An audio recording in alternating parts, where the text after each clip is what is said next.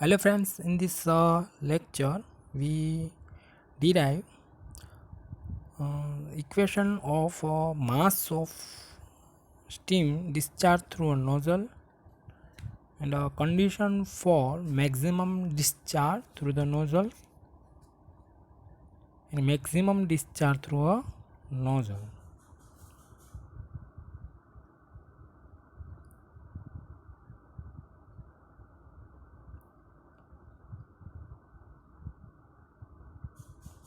Mass of steam discharged through nozzle. The steam flow through the nozzle is isentropic and is represented by general law PV raised to n is equal to constant. અહીંયા isentropic flow છે તો એ જે PV raised to n is equal to constant એ law follow કરે છે. તો આપણે આઇસેન્ટ્રોપિક પ્રોસેસ જોઈ લઈએ કે P1 V1 raised to n is equal to P2 V2 raised to n is equal to constant. Neglecting the initial velocity of a steam, the gain in kinetic energy is a V2 square by 2. તો અહીંયા જે steam છે એની જે kinetic energy છે એનું equation છે initial velocity છે એ આપણે નેગ્લેક્ટ કરીએ તો kinetic energy V2 square by 2 થશે. Kinetic energy equation V2 square minus V1 square divide by 2. આમાં ઇનિશિયલ વેલોસિટી છે V1 એ નેગ્લેક્ટ કરીએ આપણે તો કાઇનેટિક એનર્જીનું ફોર્મ્યુલા થશે kinetic energy is equal to V2 square by 2. તો એ kinetic energy V2 square by 2. અહીંયા આપણે જોઈએ કે હીટ ડ્રોપ છે જે heat drop is equal to H1 minus H2 is equal to work done during Rankine cycle. હવે H1 minus H2 એ આપણને નોઝલ દ્વારા જે થતું વર્ક ડન છે એ બતાવે છે.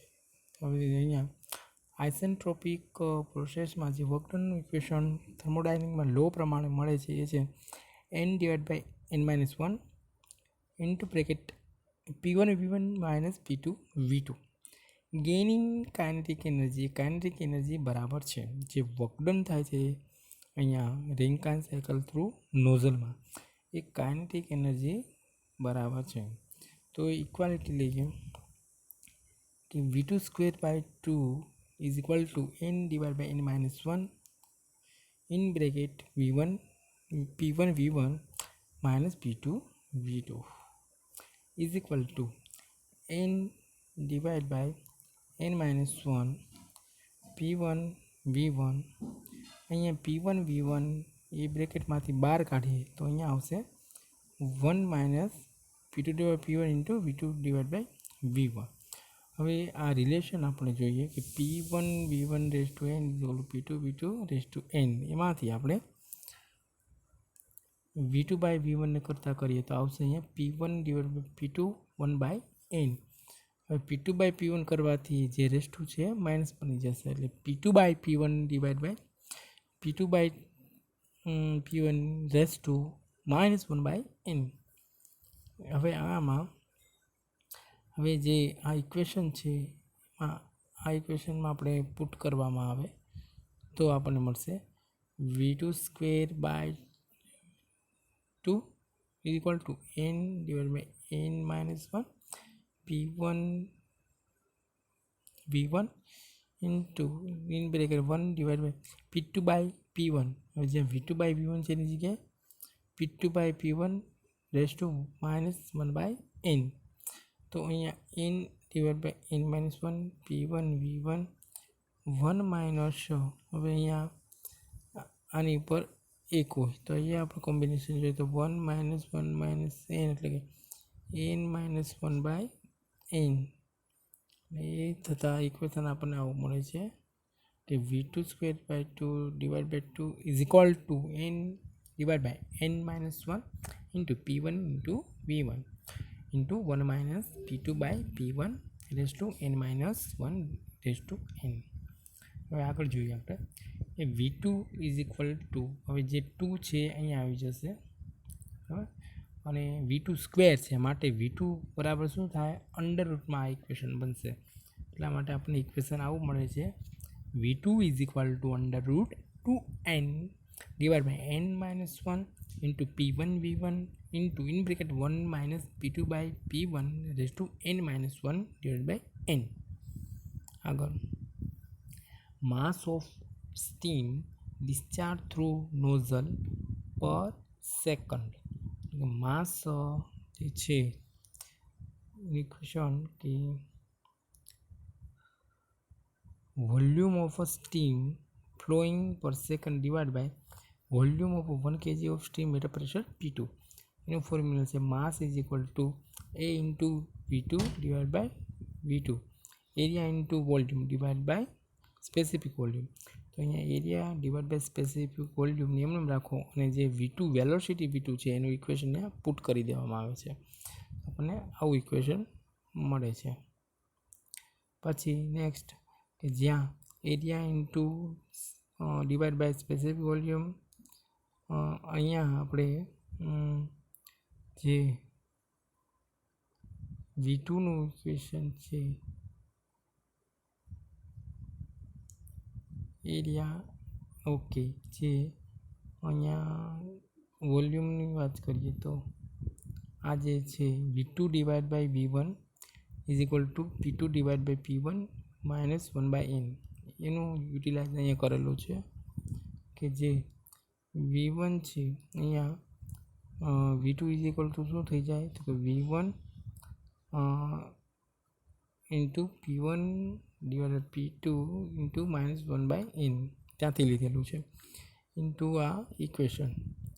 ત્યાંથી જો P2 બાય P1 થઈ જાય તો આ જે માઇનસ છે પ્લસ થઈ જાય, તો અહીંયા A divide by V1 P2 by P1 plus raised to plus 1/n into in bracket n divided by n minus 1 P1 V1 into 1 minus P2 by P1 raised to n minus 1 divided by n. હવે આપણે જોઈએ કે P2 by P1 raised to 1 minus n એને જો આપણે અંદર મોકલી દેવામાં આવે તો સ્ક્વેર થઈ, એટલા માટે અહીંયા a ઇન્ટુ અંડર રૂટમાં જ્યારે આ અંદર આવે છે ત્યારે સ્ક્વેર થઈ જાય છે, ત્યારે P2 divided P1 2 divided by n into 2n minus n minus 1 into P1 V1 in bracket 1 minus P2 by P1 raised to n minus 1 divided by n. હવે જોઈએ આપણે કે P2 by P1 raised to 2 minus n એને જો અહીંયા અંદર મોકલી દેવામાં આવે તો થશે P2 by P1 raised to 2n minus 1 minus, હવે આની હારે કમ્બાઈન થાય છે એટલે કે અહીંયા જે 2/n પ્લસ અહીંયા જે છે n minus 1/n એનું જો કોમ્બિનેશન થાય તો આપણને મળે છે n 2n પ્લસ 2/n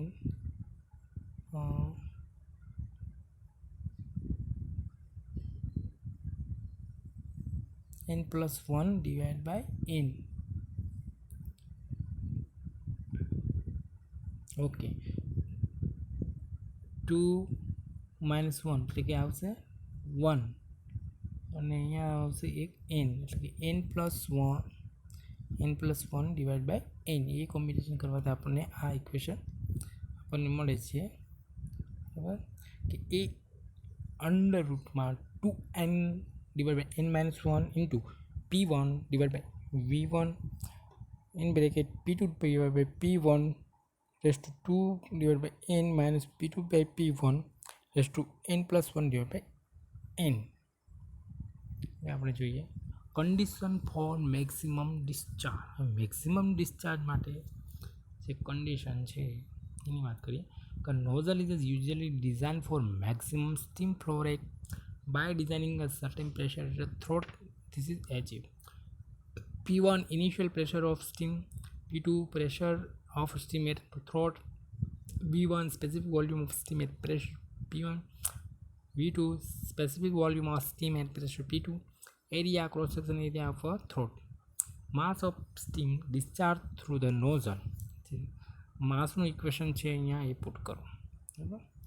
હવે ત્યાંથી એ ઇક્વેશનમાં કે there is only one value of ratio P2 by P1 which produces maximum discharge from the nozzle. P2 by P1 નો જે ક્રિટિકલ પ્રેશર રેશિયો છે એ મેક્સિમમ આપણને પ્રોડ્યુસ કરે છે ડિસ્ચાર્જ. તો ratio P2 by P1 is obtained by differential right hand side of equation in this above equation P2 by P1 all other values are constant, therefore only the portion of the equation which contains P2 by P1 is differentiated and equated to 0 for maximum discharge.